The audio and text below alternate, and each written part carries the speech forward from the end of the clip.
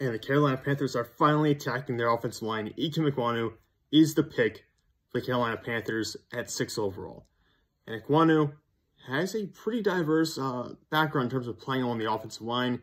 He played a lot of games at left guard in 2020, but primarily played left tackle throughout his entire college career. And what turned him into a first-round pick this past year was his improvement as a pass protector. Because up to this point, he'd been primarily a run blocker. Guy who created easy movement in the running game. Ever since his freshman year, he created easy movement as a run blocker. But now, at this point in his career, he's developing as a pass blocker. And really good this past year.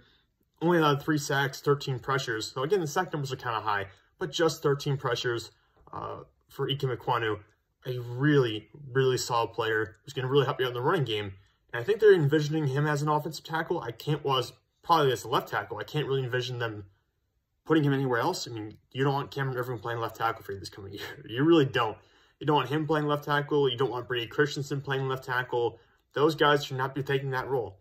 It should belong to Ekwonu, and I think he would have done better going to a scheme that maybe involved a little bit more movement up front, because he's really dominant when he gets some momentum going. He can come down and just crush players, just bury defenders. He's not really going to get to do that as much in the Carolina scheme, but he's 6'4", really good base, small enough that he doesn't give up leverage naturally with too much size. 310 pounds, 34-inch arms. Like I said, just a mover in the running game. This is going to be guys who are really going to fit the Carolina culture, hopefully, and maybe be able to change it from that rule. Unfortunately, this likely means that Sam Darnold's probably going to be your starting quarterback going into next year, unless Carolina somehow ends up getting back into the top 3 rounds, because their next pick is not until the 4th round.